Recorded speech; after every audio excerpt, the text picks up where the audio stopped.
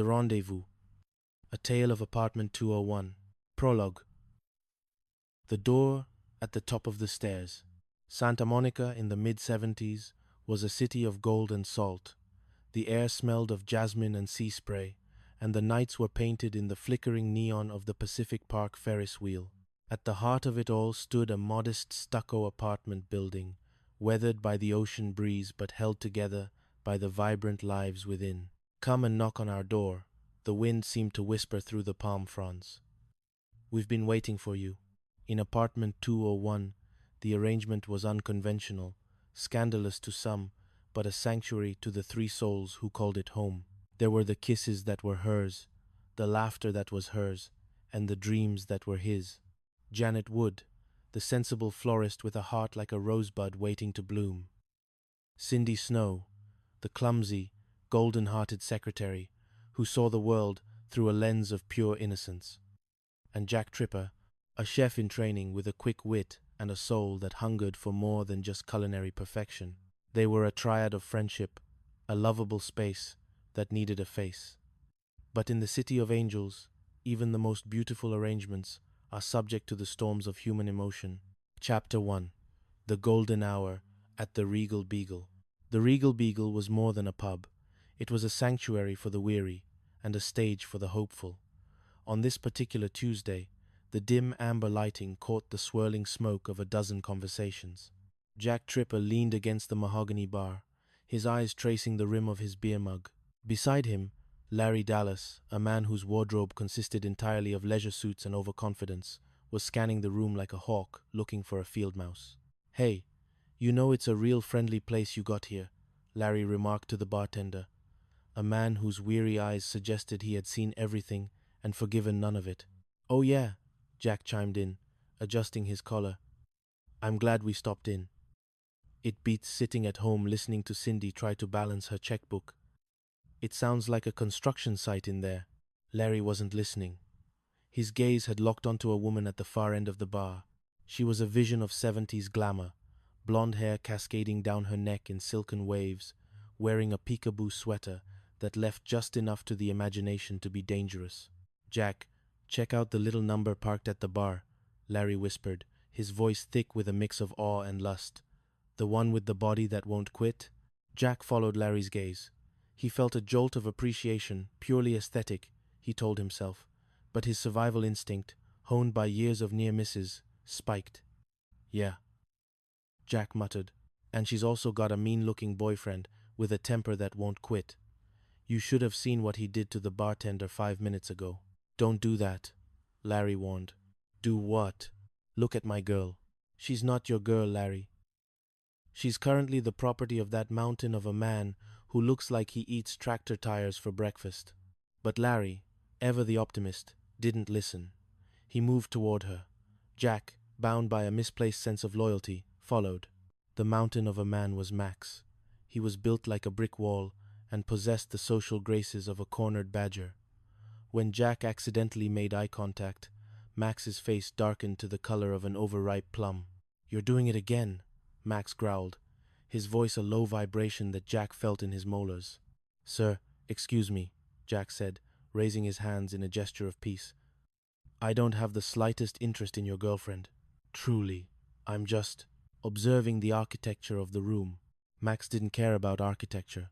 He only cared about the blonde woman April and his perceived ownership of her.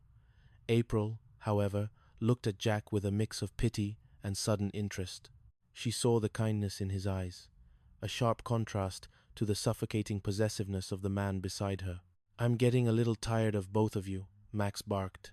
Jack grabbed Larry by the arm. "That's good. We were just leaving. Bye." Max pointed a finger that looked like a summer sausage toward the left, next to the little girl's room. "Get out before I put you in one of them permanently." Chapter 2. The Shadow of Max. Back at apartment 201, the atmosphere was far from the usual light-hearted banter. Jack was pacing the living room, his hands trembling slightly as he recounted the encounter to Janet and Cindy. "You're a psycho, Janet," Jack insisted. "A literal, breathing, bicep-flexing psycho."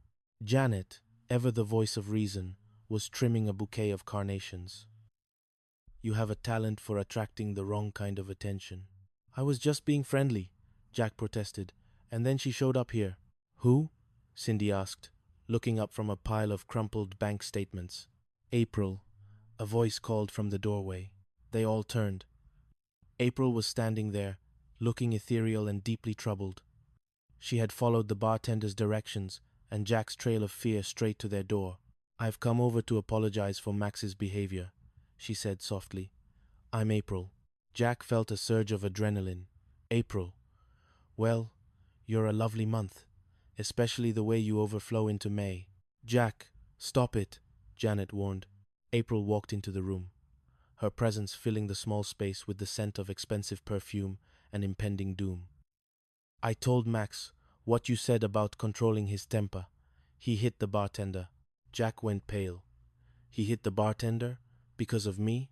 Because of the way you looked at me, April said, her voice dropping to a whisper. He's coming here, Jack.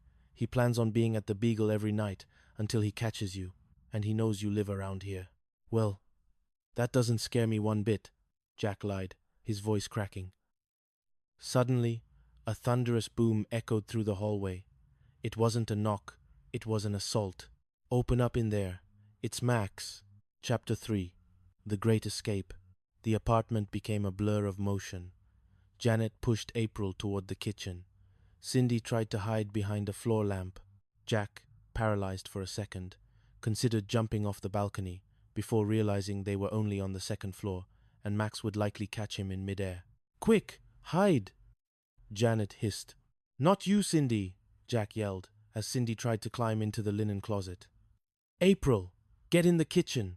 Jack opened the door just as Max was about to kick it off his hinges. Hey, Max, what's going on? How you doing? What's happening? Jack's voice was an octave higher than usual. Max pushed past him, his eyes scanning the room like a thermal imager. Where is she? You know who? April. Max, listen, Jack said, trying to sound suave while his knees knocked together.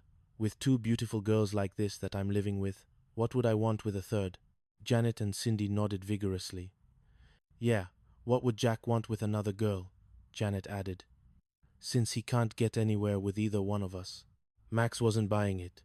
He stormed toward the kitchen. What's in there? In there? Oh, that's a kitchen. Your basic kitchen. Stove, refrigerator, table, cups, saucers. You know, the places where food happens. As Max searched the apartment, April managed to slip out the back through the service entrance, but the damage was done. Max turned to Jack, his face inches from his. I'm going to find you, Jackie. A what? A memory. Chapter 4. The Desperate Measure. For 3 days, Jack Tripper was a prisoner in his own home. He called into the restaurant where he worked, claiming a 4-hour flu that seemed to have no end. He jumped at the sound of the toaster. He watched the street from behind the curtains like a fugitive. Larry Dallas arrived on the 3rd day, looking uncharacteristically somber. Jack, you look terrible, Larry said, helping himself to a piece of cold toast. I haven't been able to eat. I haven't been able to sleep. That guy is out there, Larry. He's across the street right now, just standing. You need to get out of town, Larry suggested. I can't go on running forever, Jack moaned, burying his face in his hands. I'd be better off dead. Larry paused, a slow, predatory grin spreading across his face. Don't say that. Actually, maybe that's not such a bad idea. What? My death? Not your actual death, Jack. Your professional death. A performance. We hold a funeral. Jack looked at him, horror dawning. A funeral? Larry, that's insane, even for you. Think about it. If Max thinks you're dead, he stops hunting you. He feels guilty. He leaves April alone. He moves on to some other poor sucker. You stay dead for a week.